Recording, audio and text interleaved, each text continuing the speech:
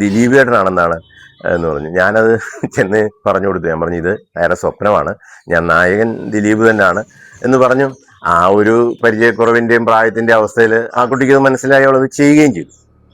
പക്ഷേ ഏതോ ഒരു പ്രോഗ്രാമില് മണി ഒരു ഹ്യൂമർ ലൈനില് അത് അവതരിപ്പിച്ചു. ഇങ്ങനെ എന്റെ ഒരു കറുപ്പ് നിറം കണ്ടിട്ട് എന്നോട് ഇങ്ങനെ അഭിനയിക്കാൻ പറ്റില്ലെന്ന് പറഞ്ഞു. പിന്നെ വിനയൻ സാറ് പറഞ്ഞു കുട്ടി നീ അഭിനയിക്കുന്നു എന്ന് പറഞ്ഞൊക്കെ പറഞ്ഞ ഒരു മിമിക്രിയിൽ അവിടെ ഇത് അവതരിപ്പിച്ചു.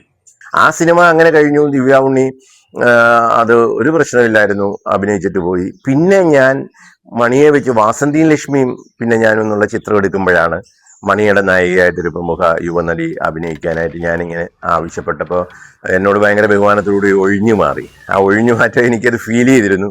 അവർ ആ സമയത്ത് ഫ്രീ ആയിരുന്നു.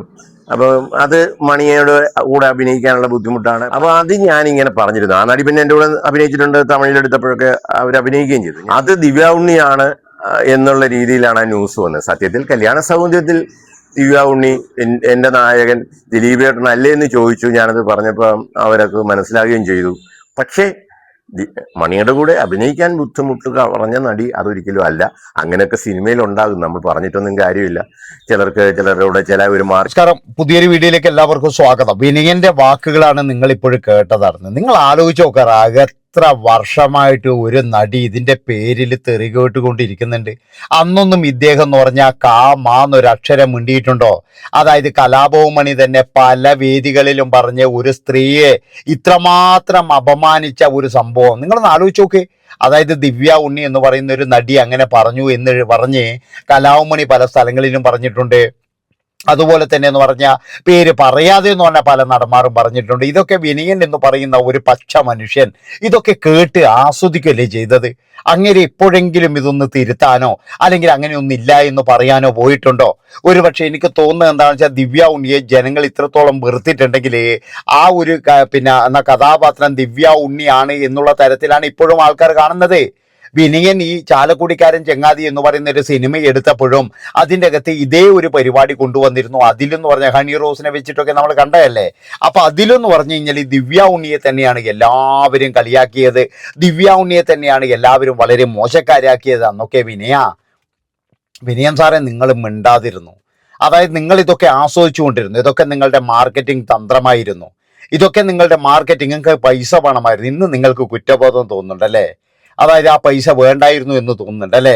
അതായത് ഒരു സ്ത്രീയെ ഇത്രമാത്രം പ്രശ്നങ്ങളിൽ പെടുത്തിയിട്ടോ നിങ്ങൾക്ക് എല്ലാവർക്കും ഇപ്പോഴും നിങ്ങൾ വന്ന് പറയുന്നത് എന്താ? അത് ദിവ്യ ഉണ്ണിയല്ല നടി.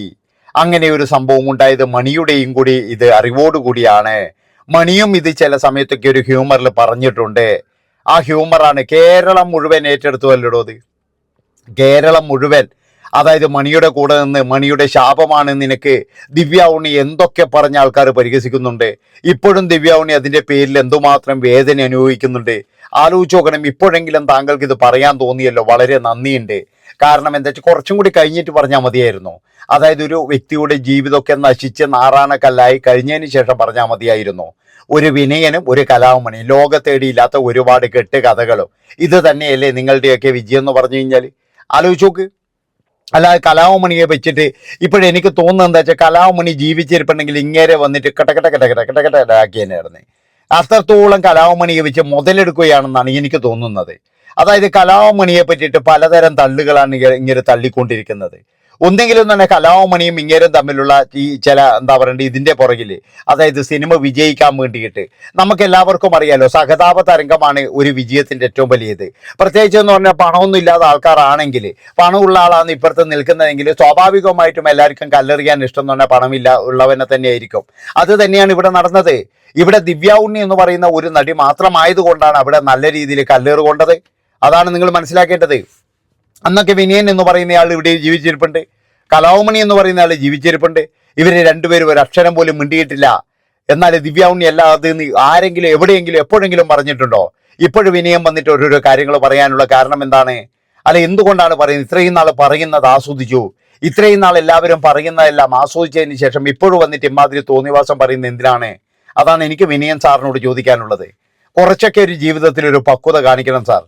അതായത് കലാഭവമണിയെ സൂചിപ്പിക്കുന്നതിന് വേണ്ടിയിട്ടോ അല്ലെങ്കിൽ ഇങ്ങനെ ഒരു മാർക്കറ്റ് നമുക്ക് ഉണ്ടാക്കാം, കലാമണിയെ വെച്ച് സിനിമ ചെയ്യുമ്പോൾ എനിക്ക് നായികയെ കിട്ടിയില്ല എന്നൊക്കെ പറഞ്ഞിട്ട് പിന്നീട് ആ നായിക എൻ്റെ സിനിമയിൽ അഭിനയിച്ചിട്ടുണ്ട്, തമിഴ് അടക്കമുള്ള കാശിയിൽ അഭിനയിച്ചിട്ടുണ്ട് എന്നുള്ളൊരു കാര്യവും അങ്ങനെ ആകുമ്പോൾ കുറച്ചു കാലത്തേക്കൊക്കെ ഇനിയിപ്പോൾ കാവ്യ മാധവനായിരിക്കും എന്ന് പറയാലോ. അതിനു വേണ്ടിയിട്ടുള്ള അടവാന്ന് എനിക്ക് തോന്നുന്നത്, അല്ലാതെ വേറെയൊന്നുമല്ല. അതുകൊണ്ട് തന്നെ എനിക്ക് ചോദിക്കാനുള്ളത് എന്തിനു വേണ്ടിയാണ് ഇങ്ങനെയുള്ള ഒരാളെ ടാർഗറ്റ് ചെയ്തിട്ട് എല്ലാവരും സംസാരിക്കപ്പെടുന്നത്? നിങ്ങൾ എന്തിനു വേണ്ടിയാണ് മൗനം പാലിച്ചത് എന്നാണ് എനിക്ക് ചോദിക്കാനുള്ളത്. അതായത് വല്ലാത്തൊരു മൗനമായി പോയി. ആ സ്ത്രീ ശരിക്കും പറഞ്ഞാൽ ആ സ്ത്രീ അനുഭവിച്ച് തീർന്നതാണ്. ഇപ്പോഴും അവരുടെ ഒരു ഫോട്ടോ ഫേസ്ബുക്കിൽ വന്നു കഴിഞ്ഞാൽ അതിൻ്റെ ഇടയിൽ ഒരു 25 കമന്റുകളും ഇങ്ങനെ ഉണ്ടാകും. മണിച്ചേട്ടന്റെ ശാപമാണ്, മണിച്ചേട്ടൻ എവിടെ കിടക്കുന്നു, നീ എവിടെ കിടക്കുന്നു, മണിച്ചേട്ടന്റെ കൂടെ അഭിനയിക്കാത്തതിന് നിനക്ക് ദൈവം തന്ന ശിക്ഷയാണ് എന്നൊക്കെ പറഞ്ഞ് ദിവ്യ ഉണ്ണിയെ വളരെ മോശമായിട്ട് ചിത്രീകരിച്ചുകൊണ്ടിരിക്കുകയാണ് ജനങ്ങൾ. ഇപ്പോഴെങ്കിലും പറയാൻ തോന്നിയല്ലോ. ഇപ്പോഴിത് അധികം ആളുകൾക്ക് എത്തിയിട്ടുമില്ല. പണ്ടൊക്കെ ഇങ്ങനെയുള്ള കാര്യങ്ങൾ പറഞ്ഞ് നിങ്ങൾ ഒരുപാട് ഉണ്ടാക്കി.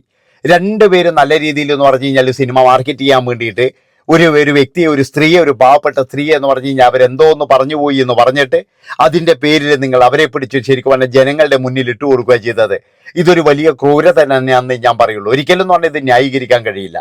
ആർക്ക് വേണ്ടിയിട്ടാണെങ്കിലും ശരി. വിനയൻ സാർ ഇപ്പോഴും തുറന്നു പറഞ്ഞത് ആർക്ക് വേണ്ടിയിട്ടാണെന്ന് നമുക്കറിയില്ല. ഇനിയിപ്പോഴും നേരായ പാതയിലേക്കാണോ? ഇപ്പോഴൊരു കാര്യം ഞാൻ പറയുകയാണ്. അതായത് വിനയൻ സാറ് ഒരുപാട് തെറ്റുകൾ ചെയ്തിട്ടുണ്ട്. വിനയൻ സാറ് തെറ്റുകളുടെ ഒരു കൂമ്പാരം തന്നെയാണ്. അല്ലാതെ വിനയൻ സാറ് മുഴുവൻ ശരിയാണെന്ന് ആദ്യമൊക്കെ നമ്മൾ വിശ്വസിച്ചിരുന്നു. പക്ഷെ ഇനി അങ്ങനെ വിശ്വസിക്കാൻ കഴിയില്ല. എന്താണെന്ന് വെച്ചാൽ എന്തൊക്കെയോ മറച്ചു വെച്ച ഒരു ജീവിതം തന്നെയാണ്. പലരെയും ഇതുപോലെ താറടിച്ച് കാണിക്കുമ്പോൾ താങ്കൾ മിണ്ടാതിരുന്നിട്ടുണ്ടാകാം. താങ്കൾക്ക് ഇഷ്ടപ്പെടാത്ത ആൾക്കാരോട് മാത്രം താങ്കൾ വളരെ രൂക്ഷമായി പെരുമാറിയിട്ടുണ്ട്, ദേഷ്യപ്പെട്ട് പെരുമാറിയിട്ടുണ്ട്. ഇഷ്ടമുള്ള ആൾക്കാർക്ക് വേറെ ഒരു ഇത് കൊടുത്തിട്ടുണ്ട്. അതാണ്. അല്ലാതെ എന്ന് പറഞ്ഞു കഴിഞ്ഞാൽ വേറെ ഒന്നുമല്ല. ഇപ്പോഴെന്ന് പറഞ്ഞാൽ ഇപ്പോഴെങ്കിലും ഇങ്ങനെ തുറന്നു പറയാൻ, എന്നാൽ പിന്നെ ഇത് പറയാതിരിക്കുകയും നല്ലത്. ഇപ്പോഴും വന്നിട്ട് തുറന്നു പറയുകയാണ് അന്നടി ദിവ്യ ഉണ്ണിയല്ല, പിന്നെ ആരാണ്? അതിന്റെ പേര് പറ. അതിന്റെ പേര് പറയാൻ ധൈര്യമുണ്ടോ? അതും ഇല്ല ധൈര്യാടത്ത്. ആ നടി ഇന്ന നടിയാണെന്ന് പേര് പറയാൻ പറ്റുമോ? അതൊട്ട് പറയാനും പറ്റൂല. പാവം ദിവ്യ ഉണ്ണി എല്ലാവരും കല്ലെറിയുമ്പോൾ ഇങ്ങനെ രണ്ടാൾക്കാരും നോക്കിയിരുന്നു, കിടക്കട്ടാന്ന് പറഞ്ഞിട്ടായിരുന്നു. എന്തിനു വേണ്ടി, ആർക്ക് വേണ്ടിയിട്ടായിരുന്നു? അതാണ് എനിക്ക് ചോദിക്കാനുള്ളത്. ആർക്ക് വേണ്ടിയിട്ടാണ് ദിവ്യ ഉണ്ണിയെ പോലെയുള്ള ഒരു നടിയെ കല്ലെറിയുമ്പോഴും നോക്കി നിന്നത്? ആർക്ക് വേണ്ടിയിട്ടാണ്? അന്നൊക്കെ പറഞ്ഞുകൂടായിരുന്നു? അന്നൊക്കെ ഏതെങ്കിലും ഒരു മാധ്യമത്തിലോ ഇല്ലെങ്കിൽ എവിടെയെങ്കിലും ദിവ്യ ഉണ്ണിയെ നിങ്ങൾ അങ്ങനെ പറയരുത്, അതായത് അവരൊരു തെറ്റുപോലും ചെയ്തിട്ടില്ല, അവരെല്ലാം നടിയിൽ നിന്ന് അന്നെങ്കിലും പറയാമായിരുന്നില്ലേ? ഇപ്പോഴാണോ ബോധം വന്നത്?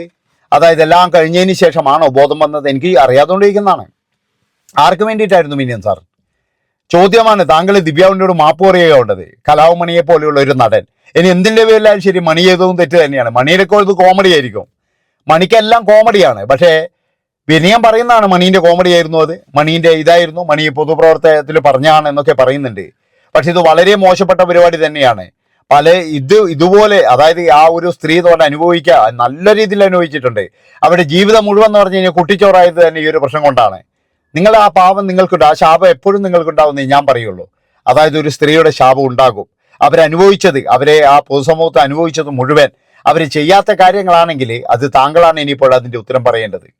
അതുകൊണ്ടാണ് പറയുന്നത്. താങ്കൾ അല്ലെങ്കിൽ താങ്കളുടെ എന്താ പറയേണ്ടത് ഇതുപോലും ഇത്രമാത്രം രൂക്ഷമായി പോയി. നന്ദി, നമസ്കാരം. എല്ലാവരും ഇഷ്ടപ്പെട്ട് കഴിഞ്ഞാൽ ഹൈപ്പ് ചെയ്യുക. നന്ദി, നമസ്കാരം.